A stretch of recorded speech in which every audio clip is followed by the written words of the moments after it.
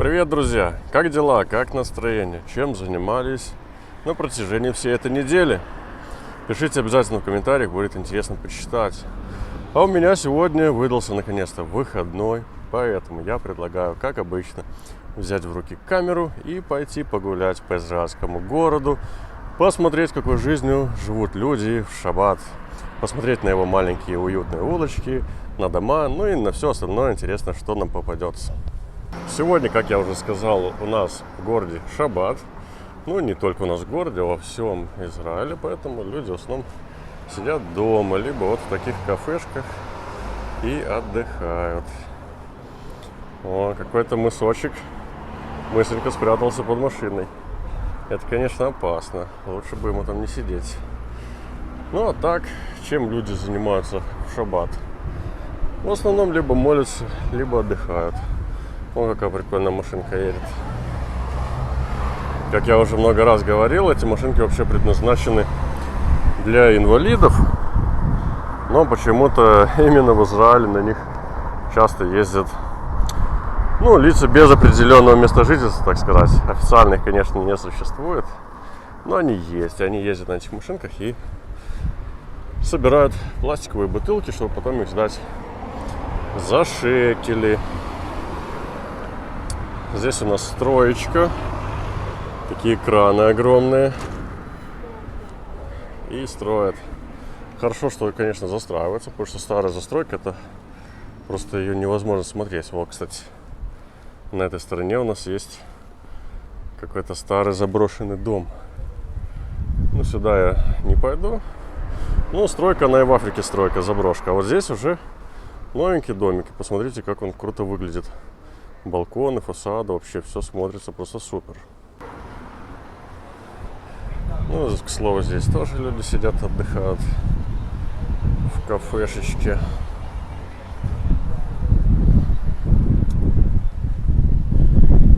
Хочу вообще пройтись, посмотреть, что сегодня. Насколько живой город. Есть ли люди, гуляют они или сидят вот здесь, как обычно все. Еще один домик очень старой постройки. Вот посмотрите. Насколько я понимаю, это один из тех домов. В Эйлате есть домики, которые уцелели с 1930-х годов. Вот это вот один из тех. Это те дома, которые еще остались от арабов. И которые сохранились до сих пор. Их, к счастью, не сносят. Вон там повесили какие-то мазганы. И теперь люди могут более-менее комфортно там работать. Здесь кафетерии закрыты, ничего не работает. И на той стороне я смотрю, что тоже абсолютно никого нету, все закрыто. Идем дальше. О, опять электрокарчик такой поехал. Прикольно. Ну, тут палатки, как раньше у нас в Беларуси были палатки, так здесь такие же стоят. Сейчас в Беларуси их, к сожалению, все позакрывали, запретили, по крайней мере в Минске. В маленьких городах еще вроде бы есть. О, какой оранжевый цвет. Вся плитка красная, фасад оранжевый. Ничего себе, такое все яркое.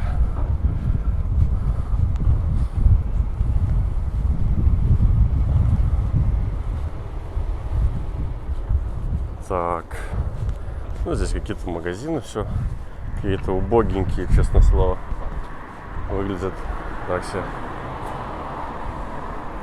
А вот здесь по прямой моя любимая пицца Шемеш.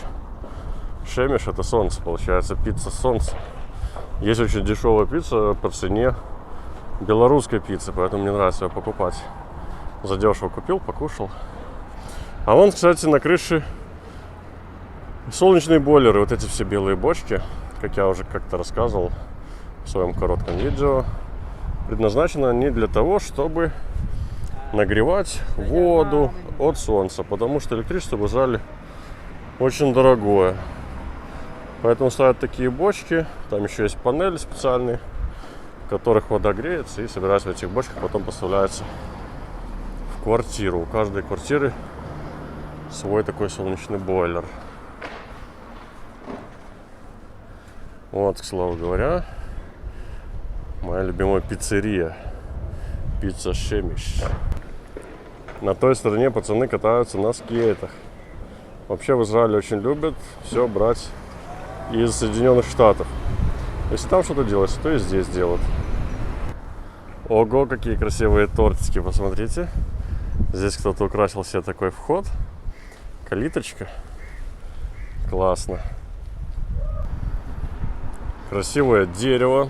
То ли лимон, то ли что это. Не знаю, кто разбирается, напишите, что это за красивое желтое деревце. И, к слову говоря, располагается оно прямо вот здесь. Это магазин, получается, всяких деревьев, кустарников. И вот они высадили себе такое деревце на тротуаре. О, здесь у нас парикмахерская называется Людмила. Кто в Элате жил, 100% сюда заходил. Женщина очень хорошо стрижет. Ну, а то, что она разговаривает на русском языке, делает большое преимущество. Кстати, посмотрите. Кондиционер влупил прямо на машину.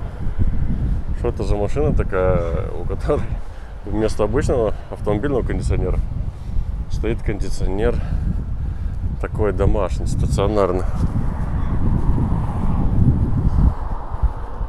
Вон там на той стороне это такая дорожная полиция, можно сказать. Проверяют, чтобы ты через дорогу там нигде не бегал в неположенном месте и все такое. Вот в таком стиле оформлена кальянная. Здесь в основном тусуются арабы. Вон там кальянчики видны. Они вообще любят, они как бы не бухают, поэтому они курят кальяны. Вот, кстати, один из солнечных бойлеров. Покажу вам сблизи, а то некоторые думают, что вот эта панель, что это якобы солнечная батарея. На самом деле нет. На самом деле там внутри трубки, и они греются вот под черной панелью от солнца. Ну а в этой бочке они просто накопитель. Там уже вода накапливается. А вот на той крыше это уже солнечные батареи, самые настоящие. Вот это уже не бойлеры. Отличить их очень просто, потому что у них есть вот такие вот как бы сеточки. Это сами именно солнечные панельки. Ну а я предлагаю перейти через дорогу и прогуляться по этой стороне. Да, вы любители посигналить. Все время что-то... Кто-то кому-то все время любит посигналить. Что они там, неизвестно. Ну, кстати, у нас в городе ставят сейчас вот такие мусорки классные. И у них есть функция, как в Мерседесе, автодоводчика. Сейчас проверим, кстати, тут еще не сломали. В общем, как бы ты ни пытался эту дверьку кинуть, она не должна грохать. Но здесь почему-то грохает. А здесь более-менее тихо. Ну, в общем, у нее такая интересная функция. Еще один такой автомобильчик тут стоит. Дом. Тут в основном темнокожие, конечно, ребята живут. Но выглядит он, конечно, стрёмненько. Сейчас поднимемся. Ого, посмотрите. Он даже загрузил на свою машинку что-то. Какие-то столы. И что это? Ё-моё, рисунки. Вообще опасно ходить. Сколько я понимаю. Вот так вот. Кондиционеры. Тут солнышко светит. Ну, не знаю, на что это больше похоже, на коммуналку или на что. Вот, кстати, эта машинка прикольная. Здесь капает вода откуда-то. Всякие арабские разговоры. Не знаю почему, но арабы почему-то очень грязно живут, любят вблизи жить. Хоть и некоторые говорят, что вот у них дом идеально, чистота, нифига подобного. Мне кажется, если люди выбрасывают мусор через окно, то и дома у них беспорядок. А работая в Малоне и видя, как они кушают, то я просто вообще в шоке от того, насколько они... Ну, вы понимаете, в общем, да. Давайте еще. Ну, прикольно, тут можно ходить прям под домом. Дом стоит на колоннах таких. А подъезды сейчас как бы внутри, видите? Вон, кстати, баллоны с газом. Вот их так подключают. И все это идет по квартирам. Чтобы не особо привлекать внимание, я решил отсюда выйти, потому что там уже вон детишки бегают, что-то кричат, там папа, папа. Не знаю, как они отнесутся к тому, что я тут снимаю. Да, вот в таких условиях они живут. Да, тут я, наверное, временно камерку отключу, чтобы не было претензий.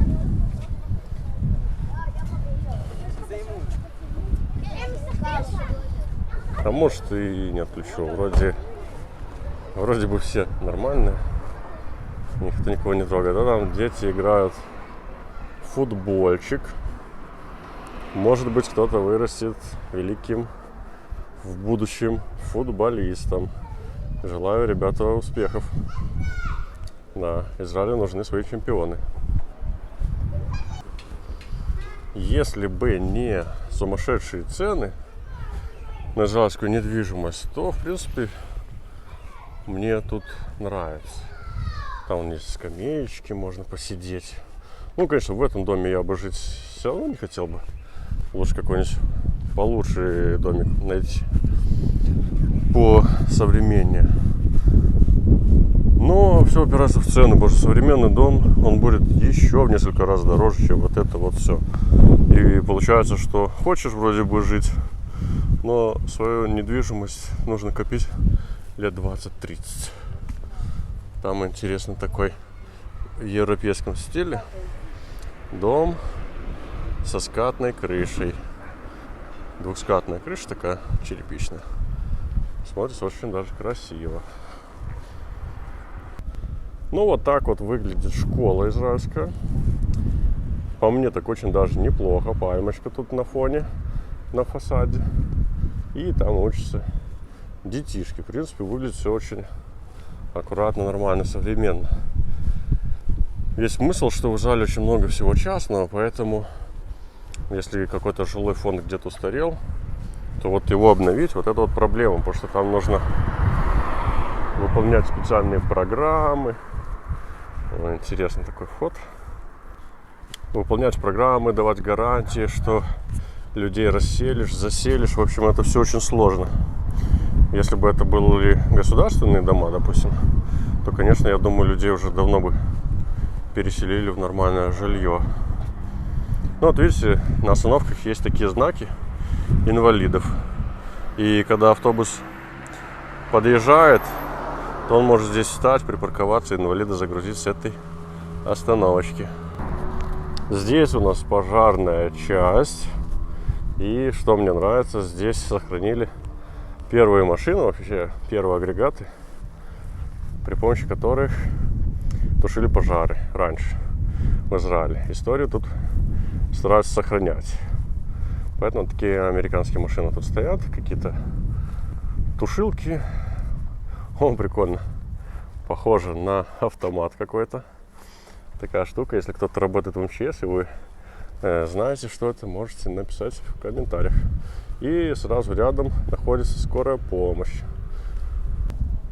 А вот этот столб находится прямо на въезде в пожарную часть. Ну и в скорую помощь. Соответственно, когда машины выезжают, чтобы не было никаких ДТП, здесь загораются эти мигалки вот тут и вон на той стороне тоже. И машина может спокойно из этих ворот выехать, и чтобы не получилась какая-нибудь авария. Ей не нужно ждать, чтобы ее кто-то пропустил. Все это как бы взаимосвязано. Вот этот светофорчик специально обозначающий выезд. И там на пульте можно нажать кнопку. Да, друзья, мотайте на ус, как нужно делать. Потому что я часто видел в интернете, как в России газели, вот эти скорой помощи, их просто не уступают им, и они там попадают в аварию и переворачиваются. В Израиле такого не бывает, потому что есть вот такие даже обозначения. Ну, конечно, это стоит денег, ну, а что, безопасность, она всегда стоит денег. Вот здесь, кстати, у меня стоят американские машины, которые подарили Израилю, и работают они в скорой помощи. Сейчас покажу. Вот они, красавицы, Chevrolet. Не знаю, во всех американских фильмах показывают, как они носятся. Мне что нравится? Мне нравится у них вот эти всякие мигалки. И они есть и спереди, и сзади, и по бокам. И звук очень мощный, когда она едет. Даже если у тебя в машине играет музыка, ну ты ее никак не сможешь не заметить и врезаться в нее, там какую-то аварию совершить. Вон они все стоят, эти тачечки. Мне вот это, конечно, нравится. В «Газелях», к сожалению, такого нету. И да, как мы все с вами видели, что с ними иногда происходит. Она едет, у нее там две синие мигалочки, еле-еле что-то жужжат. Конечно же, ее даже не видно и не слышно. С американскими тачками такого не происходит. Тут интересный дом. Первый этаж, тоже на колоннах. И получается, туда можно парковать машины. Вон они там видны, машинки.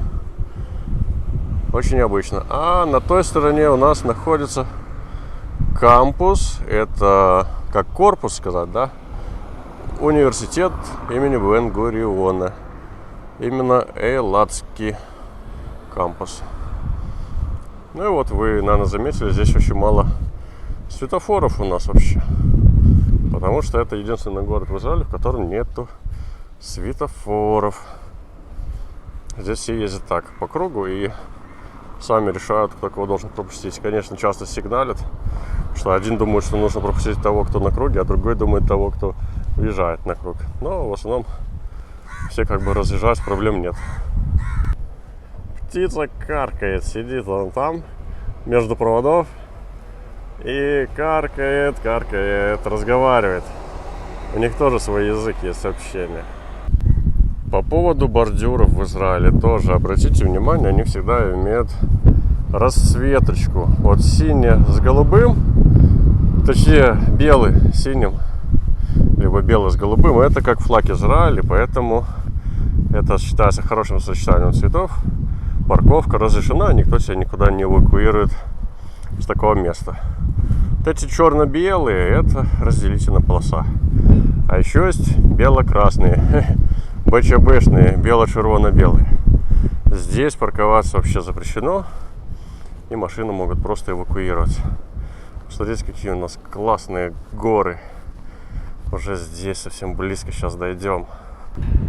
Да, ребята, кто работал в Малонах, знает это здание. Название можете написать в комментариях. Ну а те, кто не знает, скажу, что называется это Альмог. Это общежитие для работников Малонов. Вот так оно выглядит. Чтобы в понимании многих людей, общежитие это что-то такое страшное, ужасное, где тараканы бегают, девчонки там непотребствами всякими занимаются. Ну, в зале, к счастью, общежитие выглядит вот таким образом. И внутри там тоже большие классные комнаты. Можно как бы нормально жить и все делать по-нормальному. Вот эта бочка огромная. Здесь у нас накапливается питьевая вода. Мы сейчас с вами находимся в самом верху города. Там дальше уже идет пустыня.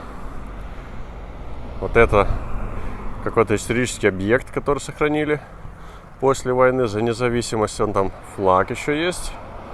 Вот здесь. Ну, сильно увеличивает, то качество страдает, конечно же. Вся питьевая вода на юге Израиля, она получается искусственным способом через осмос. У нас есть специальные заводы, в которых вода опресняется методом осмоса и накапливается в вот таких огромных резервуарах, бочках на самом верху города, для того, чтобы потом с наименьшими издержками эту воду спускать вниз по трубам. Здесь тоже обратите внимание, вот это покрытие, это не плитка, это специальная резина, называется рекортан, для того, чтобы было удобно бегать, чтобы она лучше пружинила, чтобы не было ударной нагрузки в пятку. Как бы все для людей. Конечно, это стоит денег, но... О, какой мотик поехал, видели? Это скорая помощь такая ездит, тоже, чтобы не ждать всякие пробки. Просто сразу раз и полетел на таком мотороллере. Наличие вот этих скамеечек мне абсолютно непонятно. Потому что находится оно прямо, считаю, вот возле дороги. И как бы куда ты должен смотреть, как ты должен отдыхать, абсолютно непонятно. На дорогу, получается, дышать вот этими угарными газами, не знаю, но за наличие спасибо. А это у нас, как в американских фильмах, бронзбойты эти пожарные. Они у нас нигде не спрятаны в каких-то там люках, а вот так вот торчат прямо. И чтобы было быстрее подключиться и тушить пожар, не дай бог. Только сейчас заметил вот эти странные цифры. 666. Это что, номер трассы, что ли? Мне кажется, это очень как бы странно для религиозной страны. Такие цифровые обозначения. Хотя, возможно, это просто предрассудки. Эти все цифры ничего абсолютно не значат. Там 3, 7, 666, ну, или 13. Какая разница? Число, ну и в Африке число. Обратите внимание, какая у нас чудесная погодка. Через 2 недели, ровно через 2 недели, уже будет Happy New Year, Новый год. Но у нас настоящее лето. Конечно, есть ветерок такой, не совсем приятный. Но жара. Сейчас у нас 12 часов дня, буквально еще часа 2, и будет самый пик жары. Но, в принципе, цветы растут, деревья растут, все это поливается и выглядит вполне так достойно. Вот посмотрите, какие цветочки классные. В Беларуси тоже такие растут, хотя не, это другие. У нас есть оранжевые цветы, оранжевый цвет, но я смотрю, это какие-то другие. Не знаю названия. Кто знает, обязательно напишите. Мне нравится вообще, когда вы дополняете видео, потому что я знать абсолютно все не могу. У меня есть свое субъективное мировоззрение, основанное на моем жизненном опыте. У вас, естественно, оно свое. И когда мы все это высказываем, тогда уже получается какое-то более-менее объективная картина мира. Вот. Поэтому пишите, не стесняйтесь. Вон там я вижу, на горке есть люди. Хочу сейчас подойти, увеличить, чтобы столбы эти не мешались. Оп. Шалом, манишма.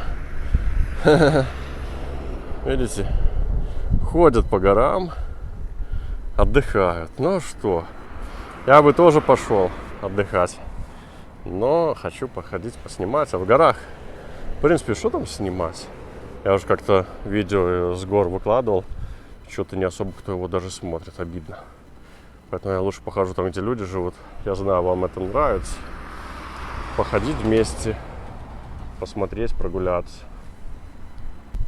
Вон там вдалеке современные дома, посмотрите. Выше гор. Даже отсюда они выглядят выше гор. Вон там вдалеке тоже видна еще одна такая же бочка, в которой накапливается вода для города. Мы в эту сторону как раз таки идем, посмотрим ее тоже поближе. Вот здесь очень неудобный перекресток, потому что мне надо пойти вон в ту сторону, вот туда, там, где вот этот памятник карандашам вот этим, да. Но здесь я сделать это не могу. Мне нужно идти вон туда, потом переходить туда и идти по кругу. Поэтому я предлагаю просто перебежать по-быстрому, пока нигде нету миштары или полиции. Вот такой зеленый уголок для тех, кто говорит, что в Израиле слишком мало зелени. Понятное дело, что с широтами, на которых расположена Россия, там Беларусь, Украина, у нас зелени маловато. Но Израиль — это единственная страна в мире, у которой площадь пустыни постоянно уменьшается. И все это из-за искусственной ирригации. Поэтому опыт израильский многие страны хотят взять на вооружение. Монголия, Китай и еще там какая-то, вчера слышал в новостях. Потому что у них пустыни как раз таки растут. А в Израиле, благодаря тому, что есть переизбыток вот этой опресненной воды, у нас пустыни уменьшаются. И даже Израиль начал накапливать воду, закачивать наверх в озера высокогорные. Представляете, какие мощности есть? Вон там за моей спиной идет парочка лет так 55-60, и у них еще маленький ребенок в колясочке. Конечно, возможно, это дедушка и бабушка, не знаю, но что-то мне подсказывает, что это их собственный ребенок. В Израиле вообще очень часто можно встретить. Я поначалу даже думал, что это какая-то болезнь или что. Идет женщина такая, ну, уже под 60 и с круглыми животами именно от беременности. Ну, оказывается, что здесь, да, как говорят по новостям, экономическая ситуация позволяет людям не беспокоиться за будущее и рожать детей в любом возрасте. Их поддержит, экономика растет. Но вы думаете, как хотите, но факт есть факт, что очень много даже возрастных женщин здесь рожают и не боятся этого делать. Какое огромное здание, и посмотрите, на фасадах плиточка вся отваливается куда-то вниз. А что проблемы общие. Как вы думаете, а вот это что? Там, видите, крыша детского городка. Так вот здесь, за вот этим бетонным вычищающим забором, с такими металлическими трубами, здесь находится детский сад, который укреплен от ракет. Потому что вот с той стороны, за горами, у нас находится Египет. Понятное дело, видите, тут уже даже домов нету, там никакой защиты. Буквально 5 километров до Египта. И когда было опасное такое время, когда были все эти обстрелы, то делали такие защищенные бункеры. Там можно было нормально укрыться детишкам. Вон они, видите? Ну а сейчас в Израиле, конечно, время такое спокойное. Вот за 5 лет, сколько я здесь живу, обстрелов никаких не было. А если были, ну вот там было 2000 ракет выпустили, говорили, все, да. Это все происходило в центре страны и на севере страны. У нас здесь на юге ничего такого не было. Мы тут живем своей спокойной туристической жизнью. Ездят туристы, и у нас все хорошо. И вот этот огромная цистерна, накопитель, в которой хранится вода. Таких у нас в городе достаточно большое количество. Не только этот один. И потом вся эта водичка спускается к нам в краны. И что интересно, в той же Беларуси постоянно говорили, надо экономить воду. Экономьте воду, хотя воды у нас там хоть одним местом жуй. Мыска, мысонька, мысочек сидит, умывается. А здесь пустыня, и никто воду вообще абсолютно не экономит. Представляете? Просто льется из-под крана, ее, во-первых, можно пить, она питьевая вода. Во-вторых, никакой экономии. Сколько хочешь, столько и лей. О, кстати, еще одна. Видите, ну их очень много. Если смотреть по карте свысока, их очень много. Они там в пустыне спрятаны все на этой демилитаризованной зоне, так сказать. И здесь тоже, на этой стороне, посмотрите, вот еще одна. Сейчас на этом пятачке уже 3. Вот такой потрясающий вид открывается. Визуально оно смотрится, конечно, гораздо круче, чем через камеру телефона. Да, не передаст эта камера. Круто. Вон там виды такие, ё-моё. Здесь какая-то парковка автобусов. Все тут припарковались. Посмотрите, какой интересный знак. И посмотрите вот на это изображение. Кого вы первые увидите? Что вы увидите? Я вначале увидел кран. Вот это открывашка, и вода течет. А потом, когда присмотрелся, уже вижу козлика такого. Стоит козлик. Интересно, это сделано специально или случайно? Потому что это все здесь рядом, вот эта очистительная, точнее опреснительная станция находится. Вон там бегает дикий пес.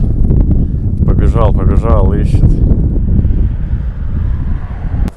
Для того, чтобы было лучшее представление о сложности застройки в Израиле, вот представьте, вот вы приходите в пустыню, а здесь куда ни кинь, всюду пустыня.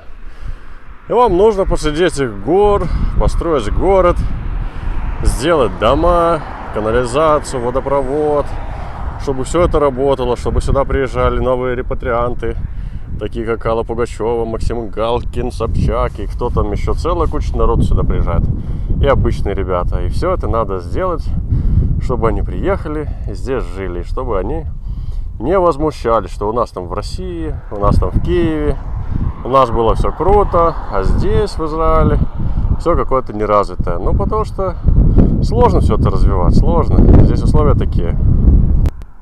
Мы с вами находимся на одной стороне вершины, а там уже, естественно, другая. И вот посмотрите, вот эти пазики. Видите эти пазики? Это все потому, что здесь была одна гора сплошная, и в ней высекли вот эту вот дорогу.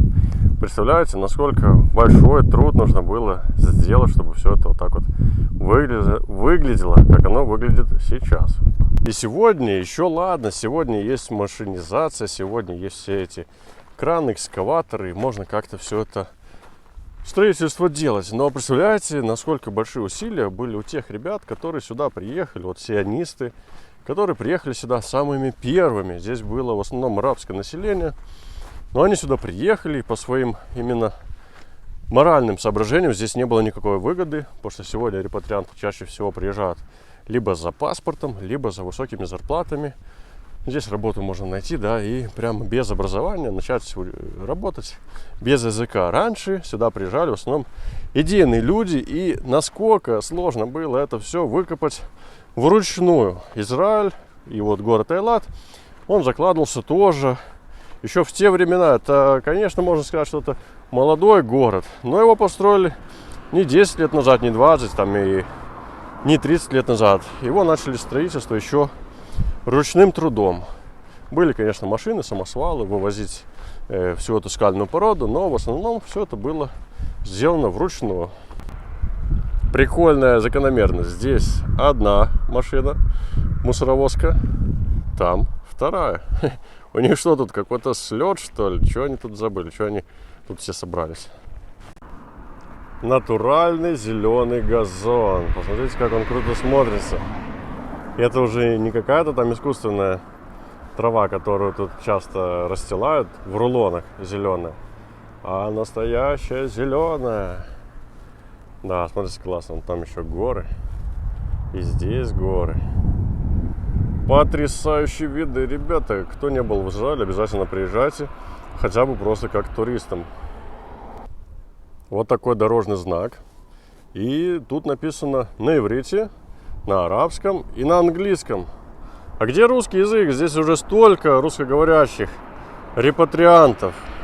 Можно было бы уже дублировать и на русском языке. А получается, иврит, ладно, это государственный язык. Арабский тоже, чтобы арабы сильно не возмущались, пишут на арабском языке. Все-таки население здесь очень большое арабское.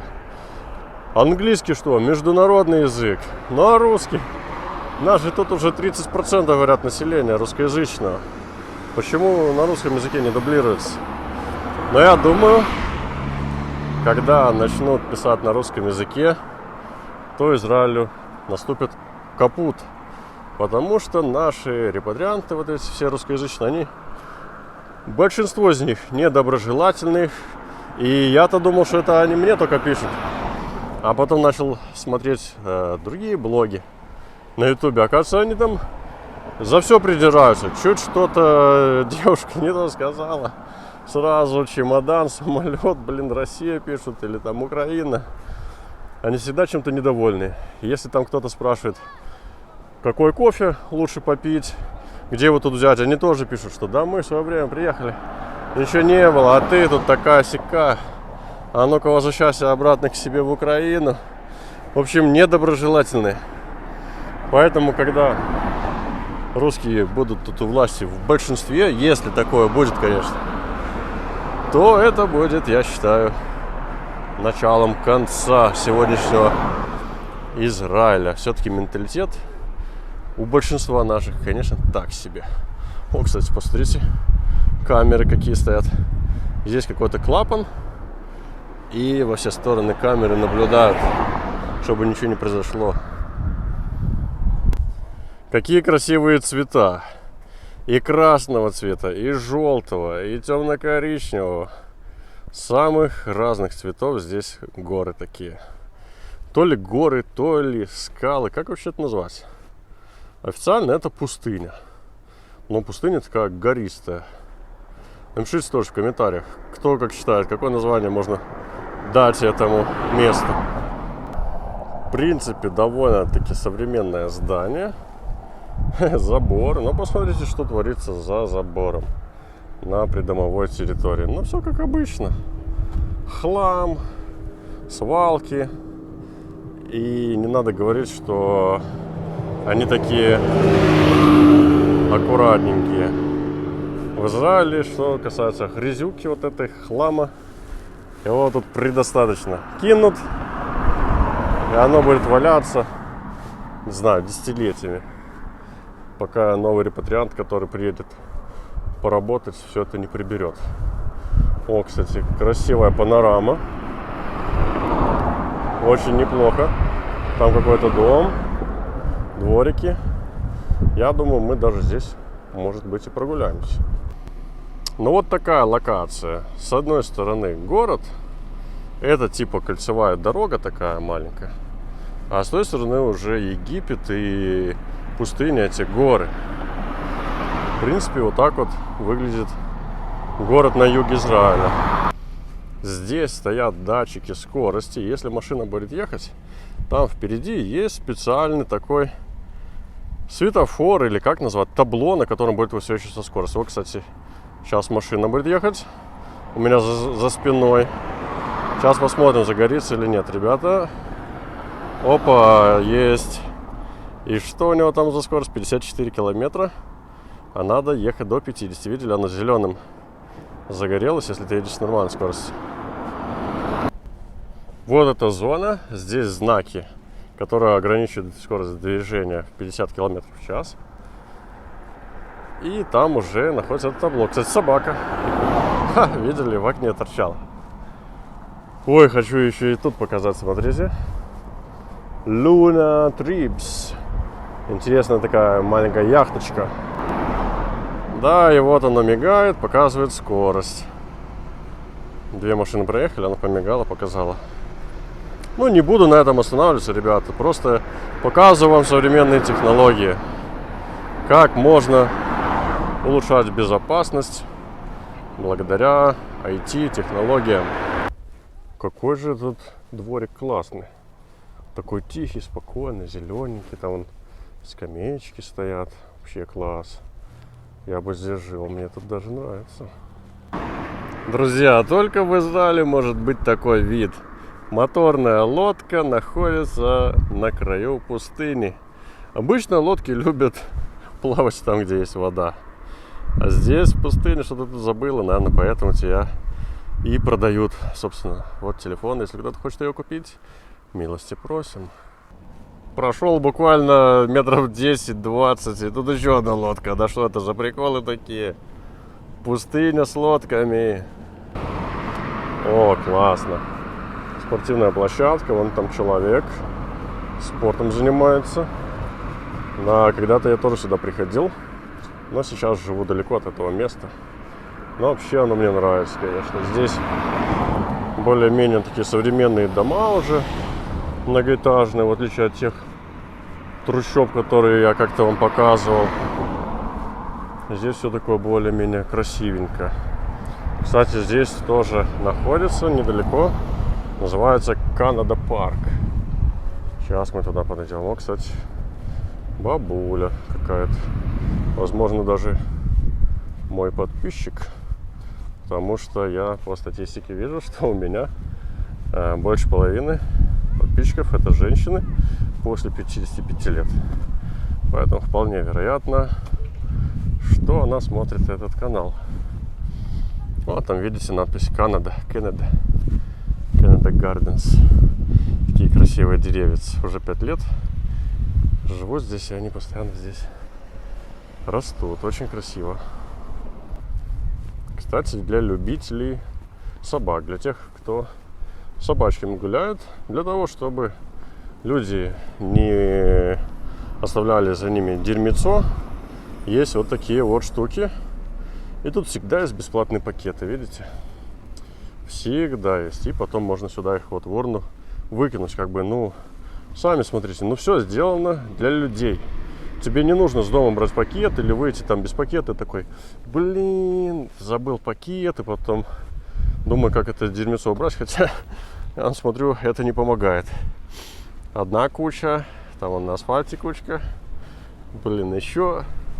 Ну, в общем, хоть и сделано все для людей, я думаю, если бы у меня там в Беларуси такое было, люди бы этим бы пользовались.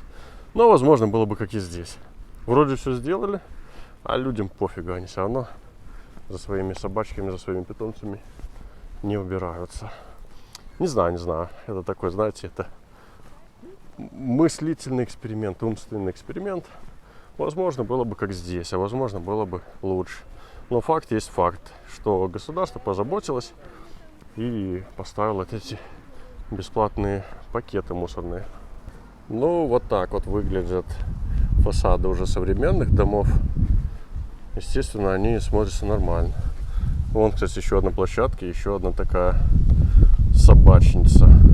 Как бы все сделано для людей, для того, чтобы они жили в чистоте и в удобстве.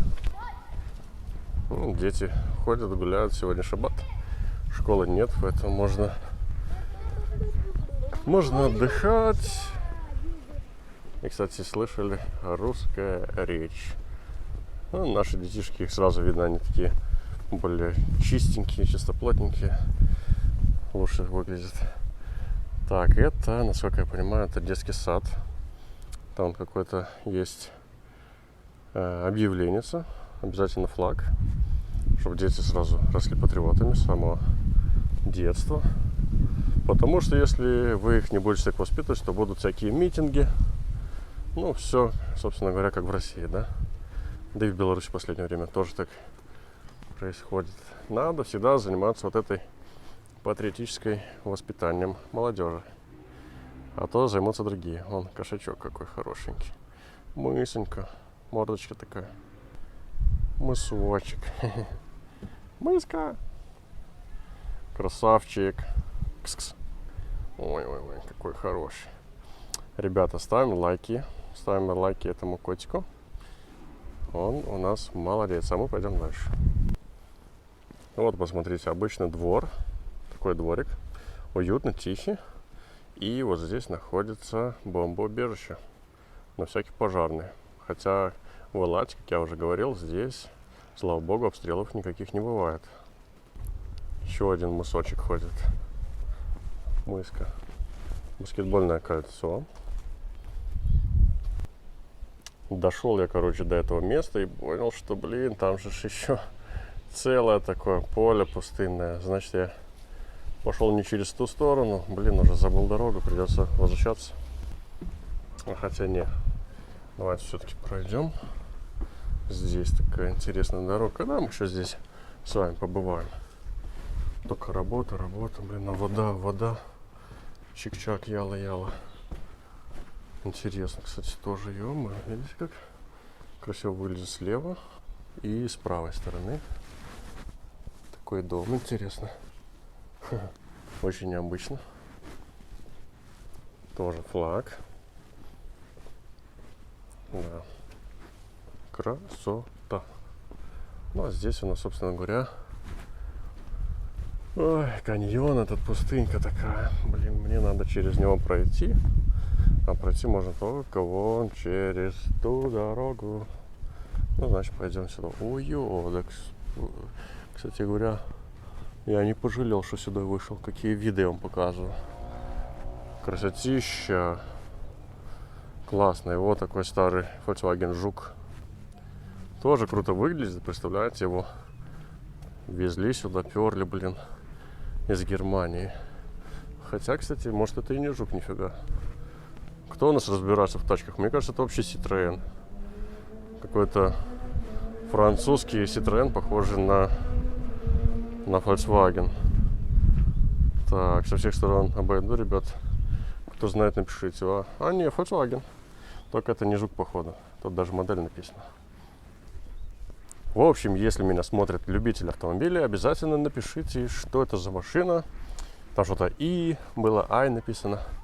Может быть, это такое цифровое обозначение Жука. Не знаю, напишите. Красота. Здесь разворотное кольцо.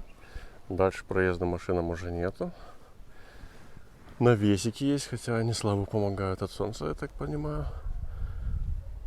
Мне нравится, что здесь тишина. Кстати, Сука стоит до сих пор. Суккот уже прошел, ребята, но они ее не убрали. Все как у нас, только у нас елки до мая стоят, а здесь сука. Вот можете посмотреть, такая защита от дождя. Когда в горах идет дождь, то он вот через вот этот проход, вот через эти огромные такие туннели выходит этот дождевой поток и сюда, смывая все на своем пути, и уходит прямо он туда, в Красное море, ребят.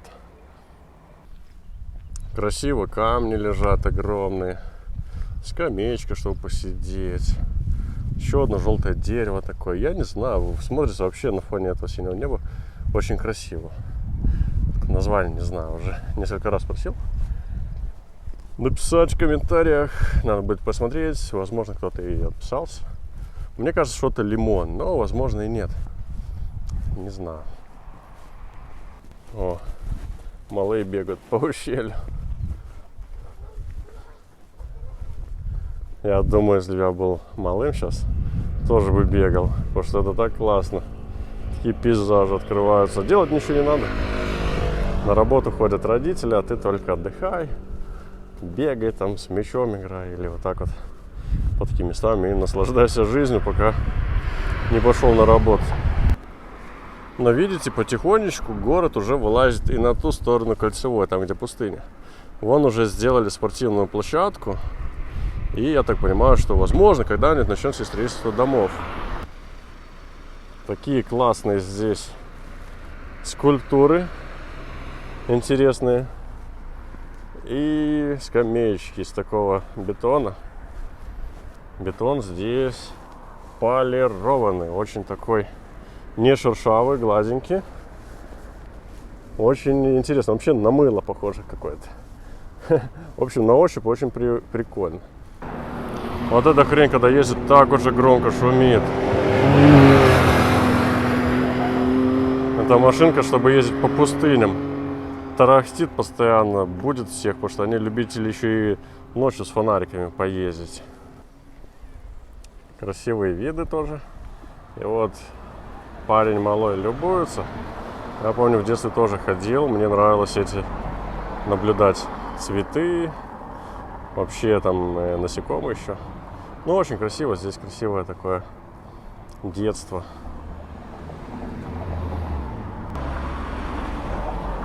Я не знаю точное назначение следующей композиции. Но я когда на нее смотрю, мне кажется, это в память о тех, кто погиб во времена Холокоста. Вот эти вот столбики. У них внутри есть свечи. Фонари сейчас, и ночью это все так светится, и видно, как вот уходят люди и не возвращаются из концлагерей, к сожалению. У многих там родители погибли, но это уже относится к нашим бабушкам, дедушкам. Да. А в этой вот беседочке можно посидеть, поспоминать. Здесь, видите, скамеек специально нет, чтобы можно было туда, в ту сторону смотреть. Ну, в общем, сделали такой мемориальный комплекс. Вот такой необычный перекресток. Оформлен в виде волн и дельфины, которые выныривают и заныривают. Вот эти выныривают, а те, которых я показал только что, заныривают. Ну что, тоже необычно, знаете. Это кажется, что ой, там некрасиво или что-то то. Но попробуй-ка сам придумать. Вот тебе дают конкурс, надо сделать перекресток. А ты уже столько всего сделал, столько идей, что это все творчество, это значит, все очень сложно всегда. А сделать еще такое, чтобы понравилось всем да сразу, вообще практически нереально. Поэтому я считаю, что идея, в принципе, красивая. Мне нравится. Здесь тоже скамеечки так кругом установлены. Можно сидеть и отдыхать. И вообще здесь, видите, деревья совсем другие. Тут деревья высажены большие. Благодаря этому есть тень. Естественно, есть капельный полив каждому дереву. По-другому они здесь просто не растут из-за этого пекла. Но благодаря капельному поливу растут деревья. Благодаря деревьям растет газон. И все это выглядит уже как-то по-европейски, что ли, или по-американски, или по-российски, ну, называйте как угодно. Но зелено, хорошо, свежий воздух. Вот там, кстати, сразу вам покажу. Видите вот это окно? Это здесь находится бомбоубежище, точнее комната бомбоубежища. В них можно прятаться во времена обстрелов. Вот в каждой квартире, в каждой есть такая комнатушка. Но, собственно говоря, она не используется. Поэтому обычно там стоит просто кровать, и люди то же самое живут, спят там, и все. И обычная комната, плюс еще одна комната у тебя в квартире получается.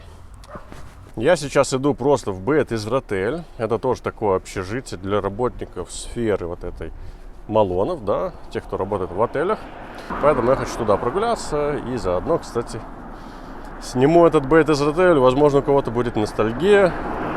Кто-то там работал, скучает и такой: Витек, сними мне Бет Израиль. Я все это вижу, ребята, я комментарии читаю. Поэтому все по вашим просьбам, пожалуйста. А вот, ребята, и общежитие Бет Израиль. Если здесь есть чьи-то балконы, напишите в комментариях. Сколько же времени я прожил в этой общежитии. Просто как вспомню, так вздрогну. Да еще работа в отеле была постоянно на магашах. Это просто ужас, ребят. Все эти целоход, косот, все это носишь на магаше, да еще и на одной руке. Я просто в шоке. На что соглашаются новые репатрианты, когда только приезжают в Израиль. Им дают такую ужасную работу, но мы были благодарны за то, что хотя бы есть где жить, есть где питаться, потому что питались мы в Малоне, в отеле, в гостинице. И казалось, что как бы все в этой жизни удалось. Получаешь классную зарплату, живешь в общежитии. Ой, да. И, кстати говоря, я недавно увидел, что два моих друга, которые тоже работали в Израиле, в сети Израиль, перешли в Фаталь. Походу, все потом, рано или поздно, переходят в сеть Фаталь. Ой, котичек. Мысенька, что? Мяукает. Ну, у тебя тут есть и еда, и вода, мысок. Хороший. Не хочу тебя гладить, потому что вдруг ты какой заразненький. Но хороший Мурка. Что? Он прям разговаривает. Хорош. Так, мне надо идти по делам. Поздоровались и хватит. А вот и главный вход. Бет Израиль. Да. Посмотрим, что тут вообще изменилось. Стоянка как была, так и есть. Там вон краник. Вроде все осталось на своих местах. В этой гостинице проживают работники сети Израиль. Вот так выглядит двор. Комнаты показать я уже, естественно, вам не смогу, потому что я там уже не живу. Но здесь можно сидеть, отдыхать. Сейчас никого нет, потому что все на работе. Вот эти жилые дома тоже, конечно, выглядят круто. Но я даже боюсь представить, сколько стоит снимать здесь квартиру. 3,5 шекелей, думаю, точно. Знаете, это как в сериале «Друзья», который мы раньше все любили смотреть. И никогда не задавались вопросом, почему же они все живут вместе, там, девочки, мальчики. Да потому что аренда недвижимости очень дорогая. И, естественно, это все пошло вот из Штатов. Там ребята объединялись в такие группы, снимали вместе жилье, чтобы было дешевле. Ну и те, кто, естественно, приезжают в Израиль, сталкиваются ровно с теми же проблемами и вопросами. Здесь нам приходится объединяться и снимать одну квартиру там вдвоем, втроем и так далее, чтобы хоть как-то жить. О, какой классный джипчик. Магнитолы, правда, нету. Что-то все выдернуто. Но выглядит прикольно. С открытым верхом можно было бы ездить, если бы он... Хотя, может, и на ходу, знаете, просто внутри так дерьмо выглядит. Такие дворики, видите, здесь, получается, машину можно прям к дому завозить, ставить. Интересно. Тоже люди всегда пытаются хоть немножко зелени привнести, потому что без деревьев жить это очень некомфортно.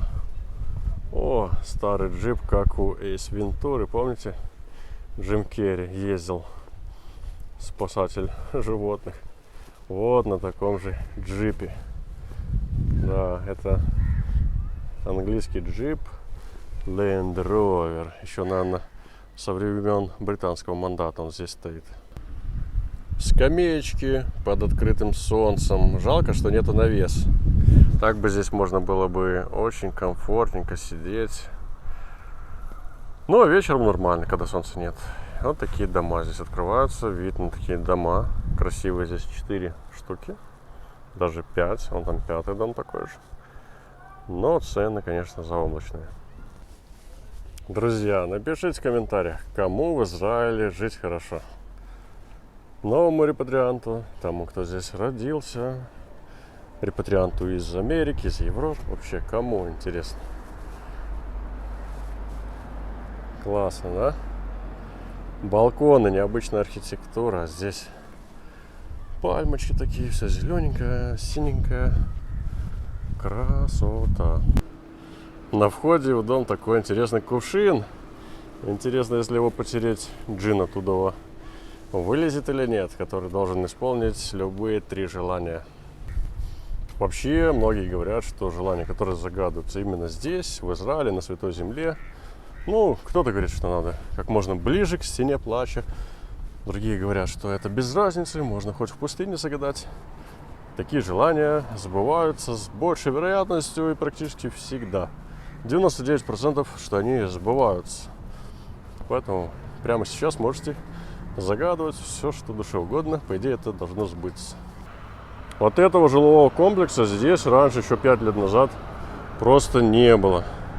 Я обязательно хочу туда пройти, но там вроде бы забор и кодовая дверь. Но я хочу туда пройтись, тоже поснимать, посмотреть, что там. Мне очень нравится внешний вид. О, какие классные балконы, ё-моё. В таком арабском стиле можно сидеть, отдыхать, супер. Ребята, ну, вон там вход, который я вам говорил, да, там кодовый замок. Я думаю, сейчас мы туда все-таки пройдем. Я думаю, что вначале мы пройдемся по общедоступной дороге этого жилого комплекса, там, где ездят машины, а потом уже попробуем зайти во дворы. Да, конечно, красота. Мне нравится, что здесь нету вот этой многоэтажной застройки. Малоэтажное строительство всегда лучше и меньше вероятность того, что кто-то будет музыку включать, кричать, мешать спать, там гостей каких-то приглашать. Чем меньше народу, тем больше кислорода, как говорится. Вообще такое ощущение, что здесь живут восточная община, либо вообще какое-то арабское население, потому что все в таком арабском стиле. У каждого свой заезд, машинки можно ставить. Вот так выглядит самый первый двор. Обычная стоянка, машины. Так, что у нас здесь? Машины стоят вдоль дороги. И такие вот интересные домики. Видите, здесь есть одно крыло и второе крыло. Получается, ты живешь, и у тебя как бы свой дом из 2 крыльев, да, восточное крыло, западное крыло. А ну, значит, все-таки это еврейские домики, потому что вот она, сука. Да и логично, что кто может позволить себе жить в таких домах. Может, явно не арабы. Арабы богато живут, может, только в Дубае каком-нибудь. Все остальные страны такие же, как и СНГшные. Люди работают за 400-500 долларов и ездят во всякие там Израили, Канады, США на заработки. Такая у нас судьба с вами, ребята. Ездить и работать. О. Видите, на каких машинах нужно ездить, чтобы здесь жить. Да, это вам не хухры-мухры. Ну, такие заборы. В общем, фиг что у кого посмотришь. Я так понял. Тут все за заборами. Так вот идешь по этой уличке. Ну, мощение хорошее, видите. Здесь такая есть желоб, чтобы вода утекала. Вроде все такое качественное, дорогое. Но в аренде я этих домов не видел. Кстати, какое прикольное отражение, как будто часы. А знаете почему? Потому что вот здесь вот такая интересная штука. Классно выглядит, и через нее светит солнце. Вон там, в самом конце улицы, вижу, что идет строительство. Точно такого же домика, только еще без отделки, тут все в бетоне. Классно жить в Израиле, когда у тебя много денег. О, кстати, современная мусорка. Я просто не могу пройти мимо, чтобы не проверить, хлопает она или нет. О, вот это работает как надо. Слышали? Ребята, ну конечно же я прикалываюсь, блин. Просто нужна какая-то фишечка, понимаете? Вот как ты будешь выделяться на фоне современного интернета. Все сейчас снимают эти блоги там, и девочки, и мальчики, и как тебе получить просмотры, как тебе получить лайки, ну вот как. Тебе нужна какая-то фишечка, поэтому у торгаша будет проверка мусорок. Все мусорки мы будем с вами проверять, что в них лежит, что лежит рядом с ними, какие у них двери. Ну, это так прикалываюсь, конечно. Слышали, что ничего не слышали? Потому что здесь дверь, как в Мерседесе, с доводчиком, чтобы не хлопала. Выцвевшая машина. Таких в зале, блин, наполовину от этого ядерного солнца. Все просто выцветает. Все выцветает, теряет свой внешний облик. Но кто богато ездит на новых тачках, и не парится, конечно. Ну что тут можно сказать? Конечно, любо, дорого, богато. Если у тебя есть деньги, ты в любой стране будешь жить как шейх, как король. О, вот там у человека, я вижу, даже есть этот душик. Значит, у него есть, собственно, бассейн. И можно принимать душ после бассейна. Да. Классно. Все машины белые, только одна синяя. Как она сильно выделяется на фоне всеобщей белизны. Вот в этом самом крайнем доме, насколько я понимаю, жить, конечно, немножко опасно. Так, ну посмотрите, какие склоны здесь срезанные, да, у этих гор. И когда пойдет вот этот дождь, а дожди здесь такие южные, проливные, то эти камни начнут все сползать прямо на домики на эти. Конечно, возможно. Для этого должно пройти еще много лет, чтобы все это вот отсюда, да, то сколько метров? Метров 20, чтобы отсюда туда смылось. Но я вам сейчас покажу, подойду поближе, насколько здесь ответственная гора. Ну вот она, видите? Она просто вертикальная. Сюда камни будут падать очень легко и запросто. И прямо туда. Ну, люди как-то живут. Не знаю, вроде тут таких обвалов нету. Это я вам так просто сказал свое замечание. Друзья, кто потерял автомобильный номер? И если кто-то знает его владельца, можете сказать, что валяется он здесь. Прямо вот напротив этих вилл, дач, как их назвать. Чего только не найдешь здесь. О, кто-то живет. У него даже лодка есть, и он ее тут припарковал. И лодочка, я вам скажу, не маленькая. Не абы какая. Блин, с этой горки спускаться, конечно, не сильно удобно. Вот это жизнь. Сколько надо магашей с тарелками вынести, чтобы жить такой жизнью. Классные ребятки. Да, конечно же, это я так прикалываюсь. Работать надо. Понятное дело, что не на такой работе, чтобы жить в таких условиях. Ну, вот так вот здесь все выглядит. Пустыня. И потом, там, где живут люди, там уже более все такое зелененькое, более застроенное. Как по мне, то в Израиле чего единственное не хватает, так это земли.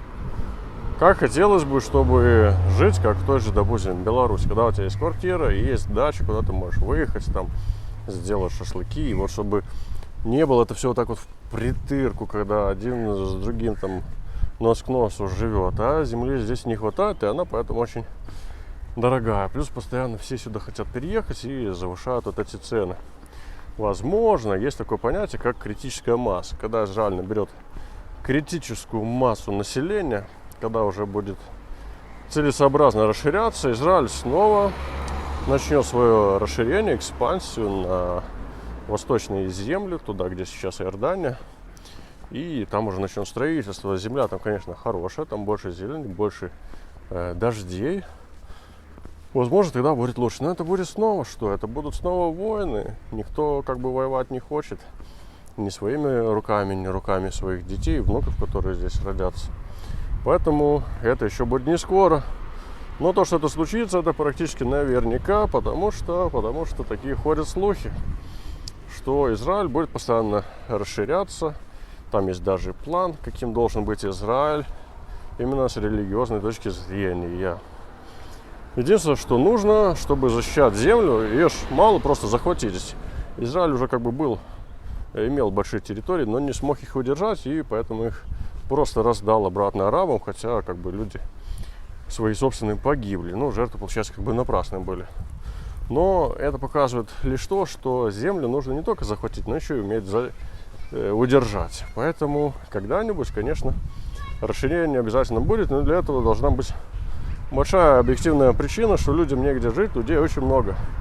Репатриация идет полным ходом, люди репатриируются, население увеличивается. Единственное, что нужно каким-то образом их задержать, потому что здесь постоянно по телевизору говорят, что вот русскоязычная алия получила паспорты, там, получила корзину и уехала. Типа так нельзя. Израилю весь смысл в том, чтобы люди жили здесь, чтобы была причина для расширения. Но пока русскоязычная алия подводит. Те же американцы, французы, которые сюда приезжают, они как бы получают израильский паспорт, дракон и нормально себе живут и дальше.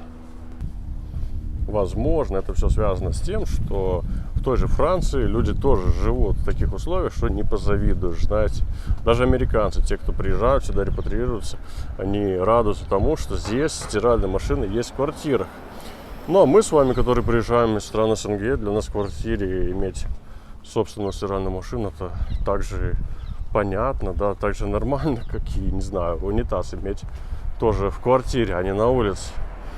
Поэтому многие сюда приезжают, смотрят на условия жизни, такие, ё-моё, и как бы сваливают обратно восвоясь. Ну, а те же французские евреи, они здесь часто остаются. Вот такие здесь красивенькие домики. У каждого тоже есть такая стояночка, можно машинку ставить. Но опять же, красоты везде хватает. Все упирается только в цены. Если бы цены были поменьше. Хотя грех жаловаться, потому что здесь даже без образования, без языка ты можешь работать и снимать, ну, хоть что-то, там, комнату или старую квартирку. В других странах такого вообще нереально, чтобы человек приехал без языка, какую-нибудь Францию, Германию, и мог себе позволить квартиру снять. Поэтому объективно все нормально. Просто всегда хочется получше, всегда хочется прогресса, всегда хочется развития. И кричать в грудь, бить себя в грудь, что вот мы там в 90 репатриировались, у нас вообще там было $100 в кармане. Ребята, ну тогда развития не будет. Не будет никакого прогресса. А все должно развиваться. Тогда все будет классно, всем удобно. И нам, и вам, всем. Поэтому я считаю, что тут не нужно жалиться. Алие 90-х было тяжело, но и алие текущие тоже как бы непросто. На блюдечке все не преподносится. Но мир, конечно же, поменялся. Сейчас есть всех эти айфоны, телефоны, интернеты. Вот, как бы все стало проще. И иврит стал учить проще. Есть куча групп в интернете, в том же ТикТоке. Просто листаешь, тебе там каждый день одно слово в 4 формах преподают. И даже просто там, сидя в туалете, листая ленту, условно говоря, потому что сейчас без телефона в туалет никто уже не ходит, они не знают, что делать в туалете, если у тебя нет с собой телефона. Можно даже там изучать иврит.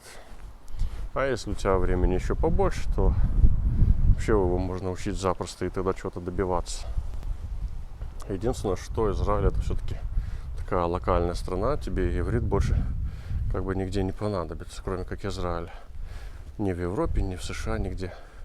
Матрасы кто-то выставил, гриль старый. Все здесь валяется, можно приходить, забирать. Многие, кстати, говорят, так и делают. Мы пойдем дальше гулять. Да, потому что квартиры здесь сдаются чаще всего без мебели, вообще без ничего.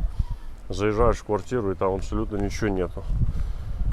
И что делать? Покупать мебель, матрасы, диваны в арендную квартиру тоже не вариант. Потому что ты будешь оттуда выезжать, и, скорее всего, каждые полгода. Либо тебе просто арендодатель будет постоянно завышать цены. Поэтому, ну, такое себе. И многие, я знаю, что просто мои соседи тоже ходили. Я-то постоянно знал, что я буду возвращаться туда-сюда ездить, поэтому нет смысла мебель всякую покупать. А другие ребята, конечно же, ходили по таким... Это не мусорка, а свалка называется, да? Ходили по свалкам и брали там телевизоры, находили, ноутбук даже знаю. Конечно, не самый новый, но все равно он же бесплатно. И ходили вот так вот, брали. Матрасы находили, кажется, фу, на этом вонючем старом матрасе спать никто не будет. Но покупали потом простынь, клали сверху и типа нормально. Ну еще пропылесосили перед этим. И как бы, знаете, нормально. О, еще один показатель, видите? Машин. Да таких тут куча. Кто был в Израиле, знает. Просто я показываю тем, кто в Израиле не был. Они думают, что здесь все медом намазано. Машины здесь часто такие вот царапанные, с поврежденным лакокрасочным покрытием. Даже это не то чтобы царапина, а это выцвело из-за солнца. Солнце летом очень мощное, ребята, очень мощно. Просто такое, что выжигает все на свете. Ну, а плюс, если машина была уже не в родной краске завода, а перекрашена каким-нибудь арабом в гараже, и вам ее продали, и ты такой: о, блин, вроде выглядит нормально, то выцветит она моментом. Ой, там под машиной кто-то лежит. Надеюсь, что он себя хорошо чувствует и просто отдыхает. Сейчас подойдем, проверим. Что мне жалко всегда этих котиков. А, ну да, он уже мысленьку поднял. Вон он, мысочек. Хорош, хорош. Мы просто проверили, что ты живой, и у тебя все в порядке. Ладно, пойдем дальше. Да, машины чаще всего белого цвета, как вы уже заметили. Потому что все упирается в это солнце. О, кстати, видите, тут есть мисочки. Котики, собачки могут приходить, питаться. Довольно-таки уютные дворики. Мне, конечно, здесь нравится. Единственное, что без машины сюда дойти, это ну прям очень тяжело. Надо обязательно иметь в Израиле машину. А так выглядит как с картинки. Ну вот посмотрите, пальма, зеленое небо, синее, домики аккуратные. Ну прям это, идеальный мир. Единственное, что дойти сюда очень, конечно же, сложно. Нужно покупать машину, и тогда вообще все будет классно. На машине можно и ездить куда-то работать подальше, и на собеседование можно ездить. И ты не привязан к этому расписанию автобусов, что тебе нужно там раз в час или раз в полчаса только ехать на автобусе. И доезжаешь ты быстрее. Потому что тут на автобусе он крутит эти круги, блин, по полчаса, минут по 40, туда-сюда, блин, все крутит и крутит. Очень неудобно ездить, очень много времени это занимает. На машине, я знаю, он как в Беларуси тоже. Я бы ничего в Беларуси не добился бы, если бы не было машины. На машине взял раз, 5 минут и ты доехал. Посмотрите, сколько птиц. И ладно, там обманки есть, вон, искусственные птицы, для того, чтобы настоящие боялись и не садились. Но они настолько умные, что им пофигу на эти обманки. Они уже тут все облюбовали. Ой, какие умники, видите? Говорят, птицы тупые. Да, птицы тоже достаточно умные. Кто-то тут лазит, ничего себе. Еще один мысочек тут такой шум поднял. Вон он побежал. Мысонька, куда ты пошел? Кс-кс. Пошел на воду пить, испугали его. А что он тут мог делать? Тут такие колючки, блин, кактус. Не знаю, мне кажется, он тут даже в туалет сходить бы не смог. О, классная тачка, аудюшка. Хотя, все равно вот из-за этой низкопрофильной резины я вот ездил тут на машине. Дороги, конечно, нормальные, не буду говорить, что плохие, но не идеальные. Плюс это низкопрофильная резина, ты едешь тут, и все колошматится, ну все полностью. И у нас, когда едешь в какой-нибудь Мерседесе, там, представительского класса, все тихонько, так мягонько. Тут едешь, вроде крутая тачка новая, и все громыхает, блин. Не знаю, я думаю, что это все из-за этой резины. Из-за того, что дороги часто делают тут из такой плитки. Прям такую плитку кладут на дорогу. Зачем? Не знаю. Но кто-то сказал, что так делают только в богатых странах, потому что это все ручной труд. Положить плитку, а не просто залить асфальтом. И это делают только там, где есть много рабочей силы, где не жалко людей, чтобы они пахали и выкладывали эту плиточку. А вон там, друзья, идет религиозный еврей и мальчики из Ешивы. Вот эта шапка такая прикольная, говорит о том, что он литвак. Это те, кто, его предки, приехали из Литвы. Религиозная школа литовская. Когда-то давно самые сильные религиозные школы были именно в Беларуси и в Литве. Поэтому именно белорусский человек был первым президентом Израиля. Да и вообще многие религиозные деятели, они именно из Литвы. Ну, из Беларуси, да, вот это вся территория, которая была потом забрана Российской империей.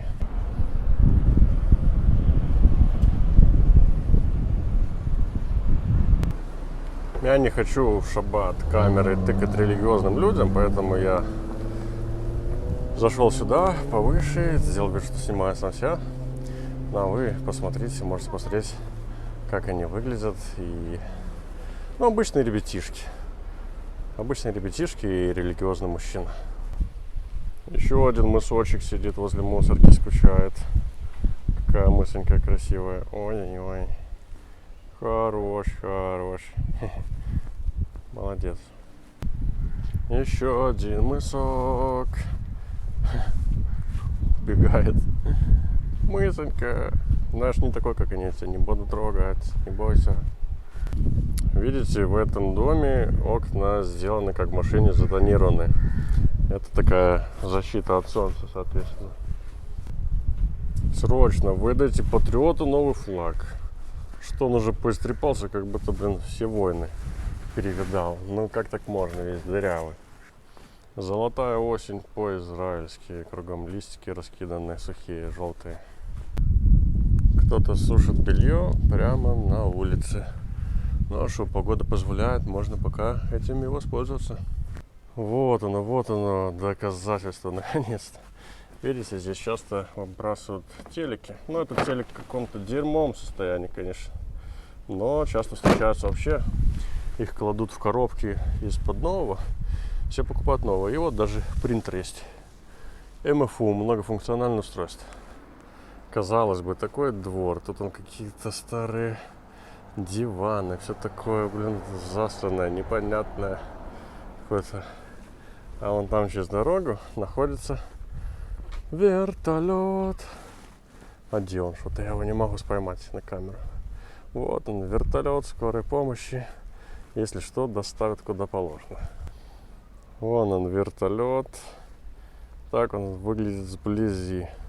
Ну, красного цвета, и он часто очень даже летает, я вам скажу. Постоянно видно, как он летает, туда-сюда садится.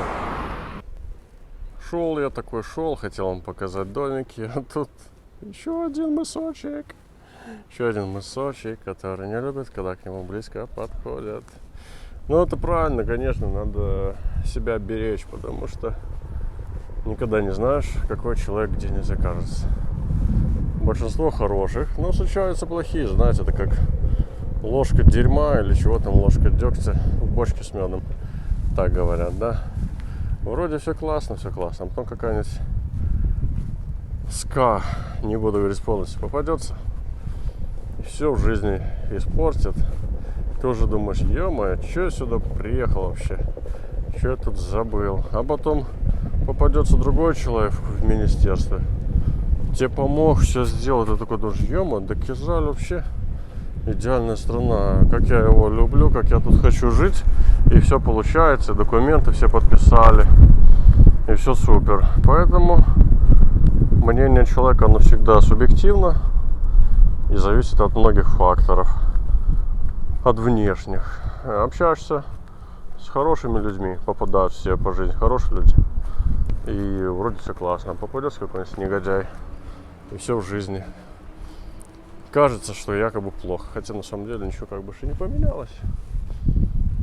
О, кстати, ребят, я уже предчувствую, какие будут комментарии, но я просто вам решил показать еще одну мусорку и о том, что здесь есть еще один матрас для тех, кто только что прибыл в страну и думает, как же ему сэкономить на мебели.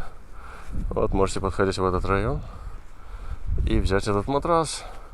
Они все всегда вот такие, как засранные, с какими-то пятнами.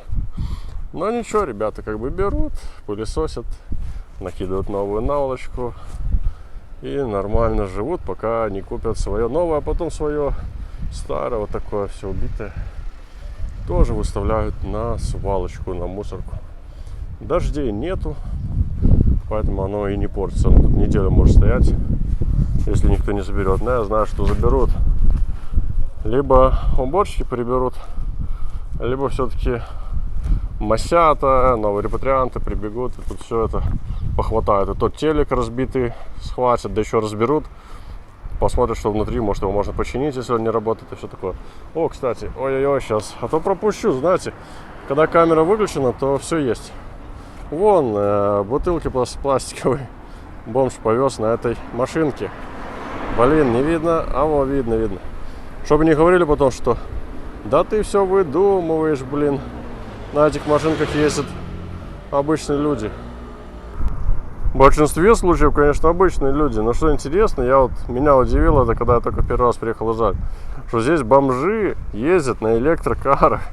Они тут не носят вручную свои бутылки, они их возят на машинках. Вот что меня удивило, что уровень жизни, как говорят, такое абстрактное явление, уровень жизни выше. А в чем он заключается? Да вот, наверное, в том, что бомжи ездят на электромашинках. Вот, наверное, даже в этом. А так это все, конечно, абстрактные такие понятия. Уровень жизни улучшился. А в чем он улучшился? Вот что улучшилось? Если работа стала хуже, то я, конечно, считаю, что уровень жизни ухудшился. Вот. Если работа стала лучше, ну тогда понятно. А так получается, человек работал учителем или где-то еще с высшим образованием, потом приехал, тут магазин носит с посудой и говорит, у меня уровень жизни улучшился. Да блин, а в чем он у тебя улучшился вообще? Я тут iPhone купил, а там не мог купить. Ё-моё, да только ради этого, только из-за того, что $1500 насобирал на новый iPhone, и это уровень жизни. Но я путешествовать могу, говорит, а раньше не мог. Ну, наверное, отчасти это так и есть. Но я, конечно, считаю, что уровень жизни это прежде всего твоя работа, потому что работаешь ты большее количество часов в день. И вот если работа хорошая, или она улучшилась, тогда уровень жизни повысился. А если ты просто работаешь на тяжелой работе по 12 часов в день и стал зарабатывать больше денег, то мне кажется, это нифига уровень жизни твой не улучшился. Вот, кстати, интересный домик. Там припаркована еще такая тачечка тоже. Ну, вот такие домики здесь есть. Старые дома. Но здесь уже аренда хотя бы более-менее такая, знаете. Ее можно потянуть. И до Малонов здесь недалеко ехать. Потому что в новых домах жить, ну, ты всю зарплату будешь отдавать. Только за то, что будешь жить, и все. Больше у тебя ничего не останется. И потом говоришь, что у тебя уровень жизни повысился. Ну, посмотрите, какой большой дом. Прям как вот эти панельки наши, да. И Все вот на этих колоннах, на этих столбах. Полностью 2 корпуса на них расположены. Ну и как всегда объявление. Кто-то продает что-то. А вон там уже будет современный дом. Вот это я понимаю. Вот это будет дом так дом. Все коммуникации спрятаны, никаких столбов. Вот это будет красиво и супер. Какое интересное дерево тут высадили прямо между корпусов. Такой штуки. Вазон. Ну, смотрится прикольно, интересно. Вот новое строительство. Вот это я понимаю. Вот эти домики и красивые, и квартиры там будут хорошие. Но все упирается в стоимость, потому что стоит она баснословных денег. Однокомнатные квартиры в Израиле не строят. Получается, там будут только 4- и 5-комнатные квартиры. И плюс еще будет у тебя вот это вот бомбоубежище. Ну и стоимость, соответственно, естественно, просто до небес она вознесется, ребятки, и будете работать 20 лет. Но очень неплохие квартиры. Просто надо менять работу, надо искать работу нормальную, каким-нибудь программистом работать. Тогда все будет более реалистично в этой жизни. Вот эти пальмы, кактусы, которые у меня за спиной, они кажутся такими маленькими. Но вот я подойду поближе, и вы просто посмотрите, какие они толстые. Они толще человека, видите? Поэтому это только на камере кажется, что это какие-то ананасики растут. На самом деле это здоровые ананасищи такие. Здоровые такие жирные ананасищи. Почки, вот это тачечка, вот это я понимаю. Сразу видно русский бандит. А теперь про заботу о людях с ограниченными возможностями, которые на тележке катаются. Вот посмотрите, сколько здесь сделали пандуса. 1, 2, 3.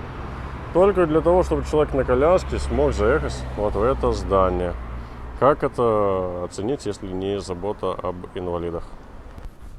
Я когда был волонтером в израильской армии, то, что меня удивило, там маленькие дети ходят такие, ну, не знаю, сколько им лет, по 10, по 12, что ли. И они, ну, как в лагере в этом ходят, и им дают такие маленькие автоматики, типа, и без магазинов, без патронов. Получается, детей уже с самого детства воспитывают, что, ну, это как вот были советские лагеря, да, что рано или поздно ты придешь в армию, но это как лагерь. Ничего страшного здесь нет, тебя здесь чего-то научат. Плюс есть финансовый стимул. Дают же деньги, когда ты армию демобилизуешь, тебе дадут там примерно, ну, 15 шекель, это примерно сколько, $5000, там чуть меньше, может, 3500-4 тысячи. Поэтому со всех сторон здесь армия, она как бы не то чтобы превозносится, но она тебе не мешает. Это не то, что ты там после школы должен, хочешь не хочешь, 2 года отрубил, там кто-то 3, кто-то 2, кто-то 1, и это просто выкинутые года твоей жизни. Здесь тебе, во-первых, дали денежку, хоть и маленькую, во-вторых, если ты язык не знал, ты там выучишь язык, в-третьих, ты в любой город можешь приехать и все-таки бесплатно переночевать в этом Бейт-Хаяле. Ну, в общем, ну, ты вообще ничего как бы не теряешь. Только есть знакомство, повышение уровня языка и финансовая составляющая. Израильские особенности. Девочки ходят с автоматами. В обычной одежде, но с автоматами. Ну да, так здесь ходят те, кто служит в армии. И потом их выпускают, так сказать, домой. По поводу уважения к военнослужащим в Израиле. Оно здесь не просто какое-то эфемерное, вот просто уважают и все. А его здесь можно материально пощупать. Потому что в израильских городах есть вот такие, называются Бейт-Хаяль. В данном случае Бейт-Хаяль Эйлат. Это общежитие, гостиница, в которой любой военнослужащий может приехать и буквально там за бесплатно, за какую-то копеечку переночевать. Получается, ты никогда не будешь спать на улице. Ну, представьте, чтобы в России или в Беларуси человек просто из-за того, что военнослужащий приехал в любой город и есть где переночевать буквально за бесплатно. Но такого у нас не бывает. Сам ищи себе гостиницу, снимай квартиру, ну, делай что хочешь. А здесь в Израиле есть вот такие вот дома заботы о солдатах. Спасибо, конечно. Американские тачки от фирмы Beton Security. А, не, это бетахон, блин. Прикольно, сначала прочитал бетон. Не, ну значит все правильно, бетахон security, да, это просто дублируется на иврите и на английском языке. Вон такие мощные тачки, это бронированные, они возят, короче, деньги из банков. Тут как бы все частно, здесь нет такого, что вот как у нас инкассация есть, это государственная служба, да. Здесь все частно, здесь хочешь покупать себе бронировики, делай фирму security и будешь возить баблишко, чтобы в случае чего Человек-паук будет спасать. Еще один классный жилой комплекс, чтоб я так жил, ребята. Классно же здесь. Красивый забор, балкончики такие, все застеклено. Флагов навешали целую кучу тут. Какие-то надписи. А что тут? Написано, кстати, на французском языке, так что, походу, это для французов по большей части. Там у них на территории, вон, мусорки, видите, все спрятано в землю. Получается, здесь только приемник, а сама мусорка в земле.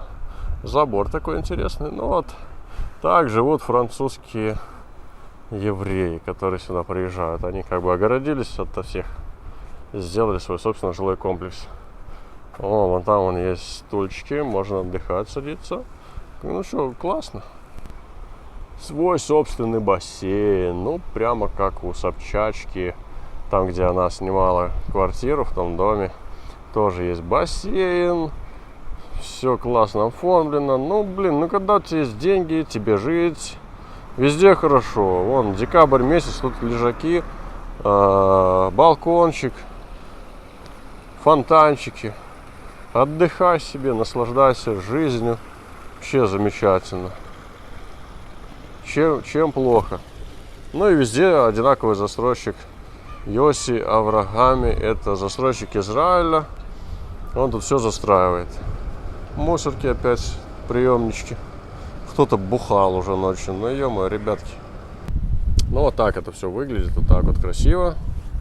Балконито. Вон еще одно доказательство. Я же говорю, тут все тачки выцветают, и без разницы какого цвета. Белая, синяя, черная. Да любой цвет, все выцветает из-за этого мощнейшего солнца. О, кстати, на машине написано «Шериф». Прям как в Америке. Интересно, что это тоже бетахон какой-нибудь с охраны. Так, ребятки, очередная мусорка. Я не могу пройти, чтобы не проверить ее. Не проверить, как она работает. Оп. И, ну, видели? Отлично работает, никакого шума нет вообще. Шикарные мусорки на муниципалитет, блин, ставят. Это мэрия города. Спасибо вам за это. Друзья, ну вот на сегодня, пожалуй, все. Обязательно подписывайтесь на канал, ставьте лайк этому видео и посмотрите другие видео на этом канале. Здесь я выкладываю обычную жизнь, то, что вижу, то, что я сам хожу и наблюдаю на улицах израильских городов. Всем спасибо, пока и до новых встреч.